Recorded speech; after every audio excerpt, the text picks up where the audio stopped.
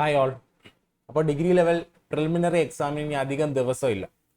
അപ്പോൾ നമുക്ക് പഠിക്കാനുള്ള പോർഷൻസ് എന്ന് പറയുന്നത് ഏറ്റവും ഇമ്പോർട്ടൻ്റ് ആയിട്ടുള്ള സെലക്റ്റീവ് ആയിട്ട് മാത്രമേ ഇനി പഠിക്കാനുള്ള ദിവസമുള്ളൂ അല്ലേ. അല്ലെങ്കിൽ റിവിഷൻ ചെയ്യുന്നവർക്കാണെങ്കിൽ തന്നെ എല്ലാ പോർഷൻസും റിവൈസ് ചെയ്യാനുള്ള ഒരു സമയമില്ല.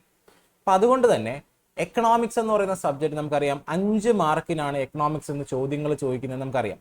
ഈ ഒരു 5 മാർക്ക് നേടിയെടുക്കാൻ വേണ്ടി നമുക്ക് ഏതൊക്കെ ഭാഗങ്ങൾ പ്രധാനപ്പെട്ടതായിട്ട് നോക്കാം എന്നുള്ളതാണ് ഈ വീഡിയോയിൽ നമ്മൾ ഡിസ്കസ് ചെയ്യാൻ പോകുന്നത്. അതായത് എന്തിന്റെ അടിസ്ഥാനത്തിലാണ് ഞാൻ ഇത് പറയുന്നതെന്ന് ചോദിച്ചു കഴിഞ്ഞാൽ കഴിഞ്ഞ 8 പ്രിലിമിനറി എക്സാമിൽ നിന്നായിട്ട് 40 മാർക്കിനാണ് എക്കണോമിക്സിന്റെ ചോദ്യങ്ങൾ നമുക്ക് മുന്നിൽ വന്നിട്ടുള്ളത്.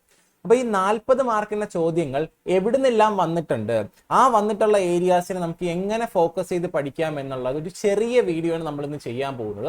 അപ്പൊ നിങ്ങൾ ഇത്രയും കാര്യങ്ങൾ ഇതുവരെ പഠിച്ചിട്ടില്ലാത്തവരും അല്ലെങ്കിൽ ഇനി റിവൈസ് ചെയ്യാൻ പോകുന്ന ആൾക്കാരും എക്കണോമിക്സ് എന്ന് പറയുന്ന ടോപ്പിക് എങ്ങനെ പഠിക്കും അല്ലെങ്കിൽ എങ്ങനെ റിവൈസ് ചെയ്യും, ഏതൊക്കെ മേഖലകൾ ഊന്നൽ കൊടുക്കണം എന്നുള്ളതാണ് ഈ വീഡിയോയ്ക്കകത്ത് നമ്മൾ ഡിസ്കസ് ചെയ്യാൻ പോകുന്നത്. അപ്പൊ ആദ്യം നിങ്ങൾ മനസ്സിലാക്കുക, ഈ ഒരു 40 മാർക്സ് എന്ന് പറയുന്നത് ഏതൊക്കെ മേഖലകൾ കവർ ചെയ്യുന്നുണ്ട്. ഈ 40 മാർക്കിൽ നിന്ന് വന്നിട്ടുള്ള ചോദ്യങ്ങൾ ഏതൊക്കെ മേഖലകളിൽ നിന്നാണ് ചോദ്യങ്ങൾ വന്നിട്ടുള്ളത് നോക്കിയാൽ അതിൽ 9 മാർക്ക് ഏറ്റവും കൂടുതൽ സ്കോർ വന്നിട്ടുള്ളത് മോണിറ്ററി പോളിസിയും RBIയും ഫങ്ഷൻസ് എന്ന് പറയുന്ന മേഖലയിൽ നിന്നാണ്. RBI and it's function. അപ്പോൾ 40 മാർക്കിൽ ഏറ്റവും കൂടുതൽ മാർക്ക് വന്നിട്ടുള്ളത് RBI ആൻഡ് ഇറ്റ്സ് ഫങ്ഷൻ, RBIയുടെ ചുമതലകൾ, പ്രവർത്തനങ്ങൾ, അതുപോലെ തന്നെ അതുമായിട്ട് ബന്ധപ്പെട്ട മോണിറ്ററി പോളിസി. ഇപ്പൊ 40 മാർക്കിൽ 9 മാർക്ക് അവിടെ നിന്നാണ് വന്നിട്ടുള്ളത്. 40 എന്ന് ഉദ്ദേശിച്ചത് 8 പരീക്ഷകളിലായിട്ട് നടന്നിട്ടുള്ള മൊത്തം മാർക്കാണ്. 8 പ്രിലിമിനറി എക്സാമുകളായിട്ട് നടന്നിട്ടുള്ള മുഴുവൻ മാർക്കാണ് 40 മാർക്ക്. അതിൽ 9 മാർക്ക്. അതിന്റെ അർത്ഥം എന്ന് വെച്ച് കഴിഞ്ഞാൽ എല്ലാ പ്രിലിമിനറി എക്സാമുകളിൽ നിന്നും RBIയും ഫംഗ്ഷൻ എന്ന് പറയുന്ന പോർഷൻ അല്ലെങ്കിൽ മോണിറ്ററി പോളിസിയിൽ നിന്ന് ഒരു ചോദ്യം ഉണ്ടായിട്ടുണ്ട്. അതിന്റെ അർത്ഥം നിർബന്ധമായിട്ട് നിങ്ങൾ ഒരു കാരണവശാലും നോക്കാതിരിക്കരുത് എന്നുള്ളൊരു പോർഷനാണ് RBI ആൻഡ് ഇറ്റ്സ് ഫംഗ്ഷനും മോണിറ്ററി പോളിസി. അപ്പൊ മനസ്സിലാക്കുക, നിങ്ങൾ എക്കണോമിക്സിന് റിവിഷൻ നടത്തുന്ന ആൾക്കാരാണെങ്കിൽ അല്ലെങ്കിൽ ഇനി പ്രിപ്പറേഷൻ ആരംഭിക്കുന്ന ആൾക്കാരാണെങ്കിൽ ഒരിക്കലും മോണിറ്ററി പോളിസി ഒഴിവാക്കിയ ഒരു റിവിഷൻ എക്കണോമിക്സിൽ സാധ്യമല്ല. ഏറ്റവും കൂടുതൽ മാർക്ക് വരുന്നത് അവിടെ നിന്നാണ്. അതുപോലെ രണ്ടാമത് 7 മാർക്ക് വരുന്നു. 7 mark 5 year plans, NITI Aayog, planning എന്ന് പറയുന്ന പോർഷനാണ് രണ്ടാമത് ഏറ്റവും കൂടുതൽ മാർക്ക് കോൺട്രിബ്യൂട്ട് ചെയ്തിരുന്നത്. 7 മാർക്കാണ്. ഈ 7 എന്ന് പറയുന്നത് 5 മാർക്ക് 5 ഇയർ പ്ലാൻസ് നിന്നും 2 മാർക്ക് നീതി ആയോഗിൽ നിന്നുമാണ്.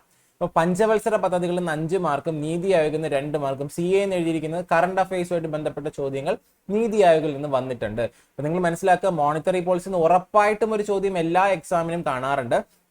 നീതി ആയോഗം അതുപോലെ തന്നെ, അല്ലെങ്കിൽ പ്ലാനിങ് എന്ന് പറയുന്ന 5 ഇയർ പ്ലാൻസും അതുപോലെ തന്നെ പ്രധാനപ്പെട്ട ഒരു ടോപ്പിക്കാണ്.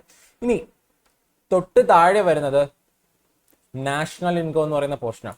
2 എക്സാമുകൾ 2022-ലും 2023-ലും നടന്ന 2 ഫേസുകളിൽ ഒഴിച്ച് ബാക്കി എല്ലാ എക്സാമുകളിലും നാഷണൽ ഇൻകത്തിൽ നിന്നൊരു ചോദ്യം വന്നിട്ടുണ്ട്. അത് കൂടുതലും തന്നെ പ്രോബ്ലം ബേസ് ചെയ്തിട്ടുള്ള സ്റ്റേറ്റ്മെന്റ് വൈസ് ക്വസ്റ്റ്യൻസ് ആണ് എന്നുള്ള കാര്യം അറിഞ്ഞിരിക്കുക. പ്രോബ്ലം ബേസ് ചെയ്തിട്ടുള്ള ക്വസ്റ്റ്യൻസും വന്നിട്ടുണ്ട്, സ്റ്റേറ്റ്മെന്റ് ബേസ് ചെയ്തിട്ടുള്ള ക്വസ്റ്റ്യൻസും വന്നിട്ടുണ്ട്. അപ്പൊ അതുകൊണ്ട് തന്നെ ദേശീയ വരുമാനം ഒരിക്കലും ഒഴിവാക്കരുത്. അപ്പൊ 3 കോർ ടോപ്പിക്കുകൾ നമുക്ക് കിട്ടി. ഏതൊക്കെയാണ്? മോണിറ്ററി പോളിസി എന്ന് പറയുന്ന RBIയുടെ ഫങ്ഷൻസ്, ദെൻ 5 ഇയർ പ്ലാൻസ്, അതുപോലെ തന്നെ NITI Aayog, then national income. ഇത് 3ഉം കണ്ടല്ലോ. 9, 7, 6 മാർക്കുകൾ. ഇനി അതിന് താഴോട്ടുള്ള മാർക്കുകൾ വന്നാൽ ഫിസ്ക്കൽ പോളിസി ഗവൺമെന്റിന്റെ ധനനയം, അതിനകത്ത് ഡെഫിസിറ്റുകൾ വരുന്നുണ്ട്, ബജറ്റിനെ പറ്റി പറയുന്നുണ്ട്, FRBM ആക്ടിനെ പറ്റി പറയുന്നുണ്ട്. അത്തരത്തിലുള്ള കാര്യങ്ങളിൽ അതിനകത്ത് വരുന്നു. 5 മാർക്കാണ് അതിന്റെ കോൺട്രിബ്യൂഷൻ എന്ന് പറയുന്നത്.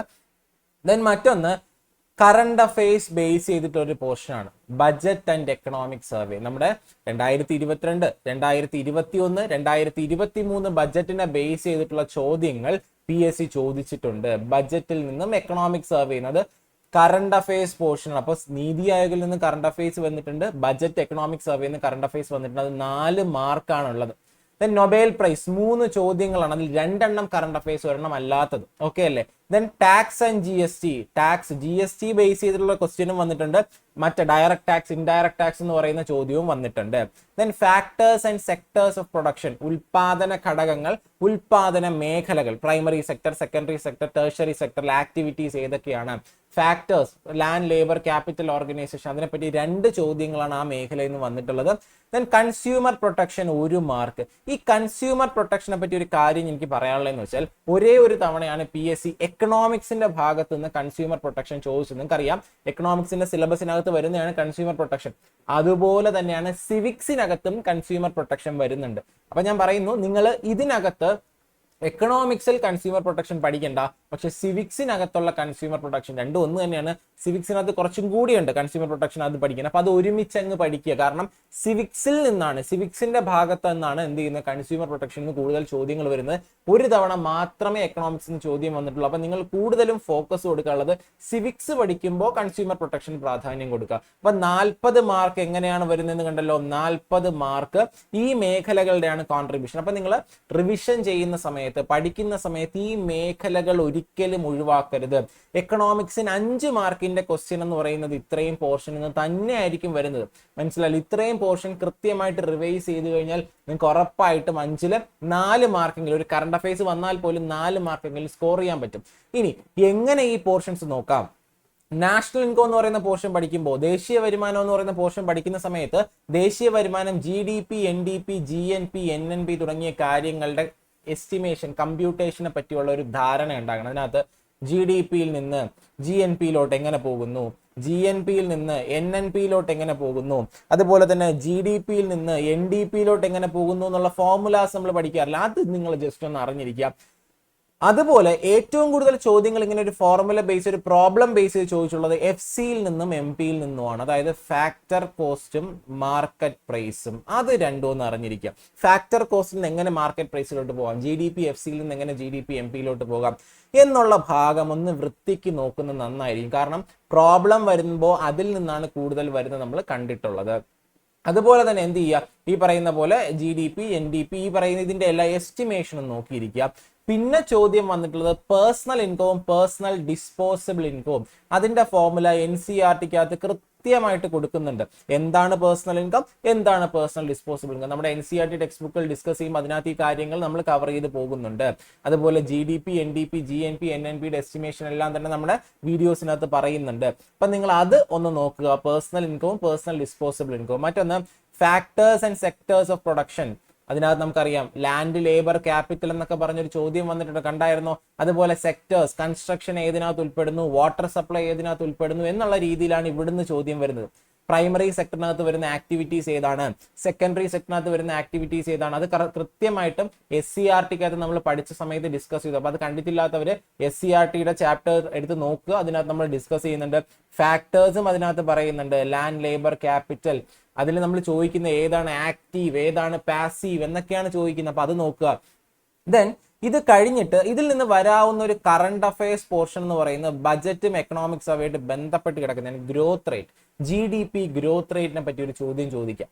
അതുപോലെ ഓരോ സെക്ടറിന്റെ കോൺട്രിബ്യൂഷൻ, അഗ്രികൾച്ചർ സെക്ടറിന്റെ കോൺട്രിബ്യൂഷൻ വർദ്ധിച്ചിട്ടുണ്ടോ, ഇൻഡസ്ട്രിയൽ സെക്ടറിന്റെ കോൺട്രിബ്യൂഷൻ വർധന ഉണ്ടായിട്ടുണ്ടോ, സർവീസ് സെക്ടറിന്റെ കോൺട്രിബ്യൂഷൻ എത്രയാണ് എന്നുള്ള രീതി ചോദിക്കാം. അതൊരു കറണ്ട് അഫയേഴ്സ് ലെവലിൽ നിങ്ങളൊന്ന് പഠിച്ചോളാൻ ശ്രമിക്കുക. അപ്പൊ ഈ നാഷണൽ ഇൻകത്തിനകത്ത് നോക്കാനുള്ളത് ഉറപ്പായിട്ടും GDP, NDP, GNP, NNP നോക്കുക, FC, MP നോക്കുക, personal income, personal disposable income, factors and sectors, growth rate and sectoral contribution.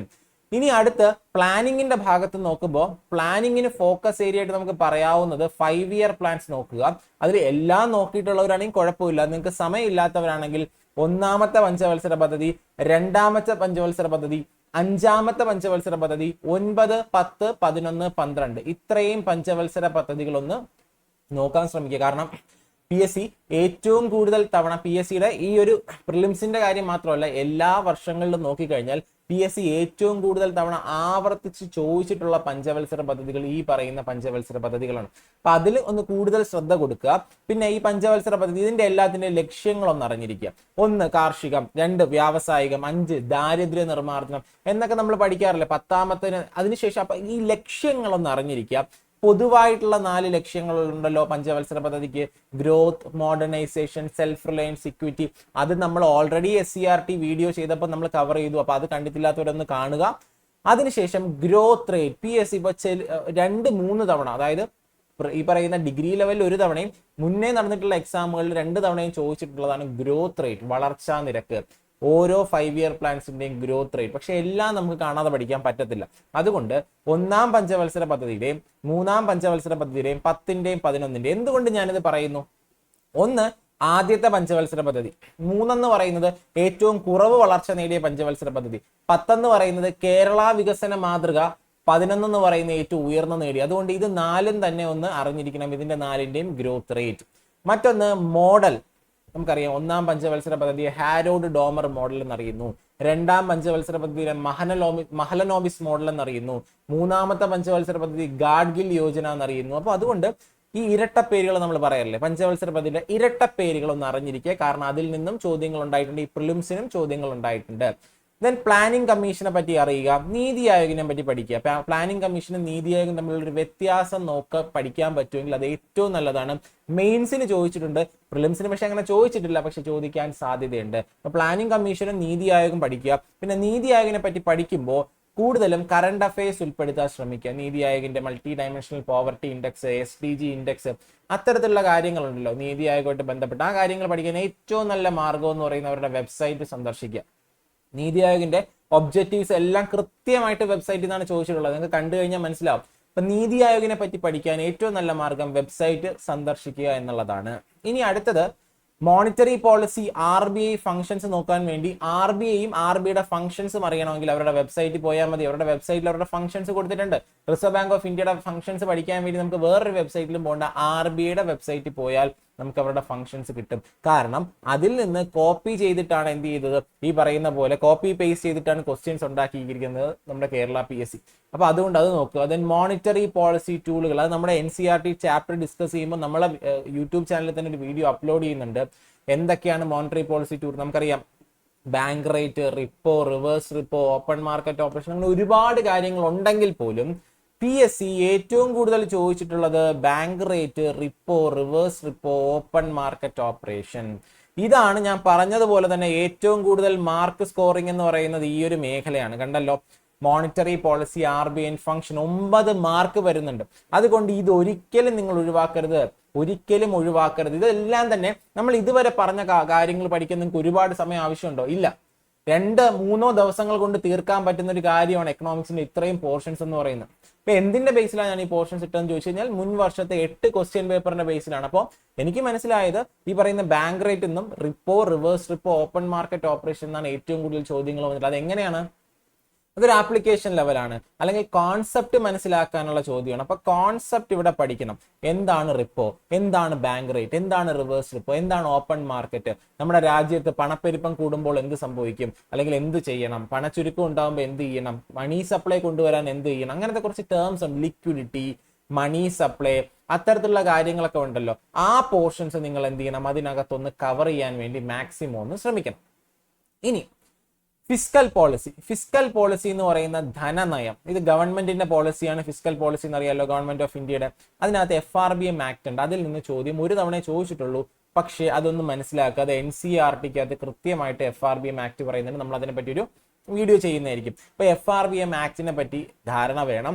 Then ഡെഫിസിറ്റുകൾ, അത് പല തവണ ചോദിച്ചിട്ടുണ്ട്. ഡെഫിസിറ്റുകൾ, fiscal deficit, revenue deficit, total budget deficit, അതുപോലെ തന്നെ എന്താണ് പിന്നെ effective revenue deficit, primary deficit, ഇത്തരത്തിലുള്ള ഡെഫിസിറ്റുകളെ പറ്റി ഒരു ധാരണ നമുക്ക് ഉണ്ടാകണം. ദെൻ പബ്ലിക് ഡെറ്റ് ഇൻസ്ട്രുമെന്റ്, ഇത് ഫിസ്ക്കൽ പോളിസിക്ക് അകത്ത് വരുന്നതാണ്. പക്ഷെ നമ്മൾ അധികം അങ്ങനെ ശ്രദ്ധ കൊടുത്തിട്ടില്ല. പബ്ലിക് ഡെറ്റ് എന്ന് വെച്ചാൽ പൊതുകടം. പൊതുകടം എന്ന് വെച്ചാൽ ഗവൺമെന്റ് വാങ്ങുന്ന കടമാണ് പൊതുകടം. ഗവൺമെന്റ് പല രീതിയിൽ കടമെടുക്കാറുണ്ട്. നമ്മുടെ രാജ്യത്തിനകത്തുനിന്നും പുറത്തുനിന്നും എല്ലാം കടമെടുക്കാറുണ്ട്. രാജ്യത്തിനകത്തുനിന്ന് കടമെടുക്കുമ്പോൾ ഗവൺമെന്റ് കടപ്പത്രങ്ങൾ ഇഷ്യൂ ചെയ്യാറുണ്ട്. അത്തരത്തിലുള്ള ഒരു കടപ്പത്രമാണ് ട്രഷറി ബിൽസ്. ട്രഷറി ബിൽസിനെ പറ്റി ഒരു ചോദ്യം ചോദിച്ചാൽ നിങ്ങൾക്ക് അറിയാമല്ലോ.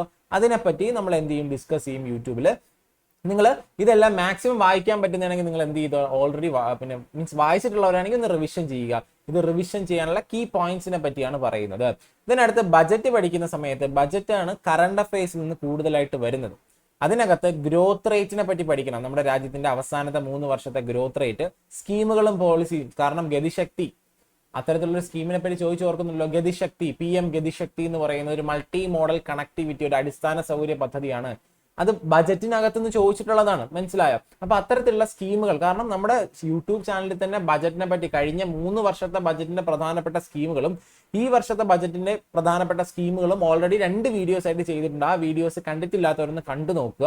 അതിനകത്ത് നിങ്ങൾക്ക് കൃത്യമായിട്ട് സ്കീമുകളും പോളിസീസും കിട്ടും. പിന്നെ ഗവൺമെന്റ് എക്സ്പെൻസ് ആൻഡ് റെസീപ്റ്റ്, അതിൽ നിന്ന് ചോദ്യം, ഗവൺമെന്റ് ഏറ്റവും വലിയ റെസീപ്റ്റ് ഏതാണ്, ഏറ്റവും വലിയ വരുമാനം ഏതാണ്, ഏറ്റവും വലിയ ചിലവ് ഏതാണ് എന്നുള്ള ചോദ്യങ്ങൾ. ഗവൺമെന്റ് ഏറ്റവും വലിയ ചിലവ് പലിശ അടയ്ക്കലാണ് എന്നുള്ളത് നിങ്ങൾ കണ്ടിട്ടില്ലേ? അപ്പോൾ ഇതെല്ലാം തന്നെ ബജറ്റുമായിട്ട് ബന്ധപ്പെട്ടിട്ടുള്ള CA കറണ്ട് അഫയേഴ്സ് ആണ്.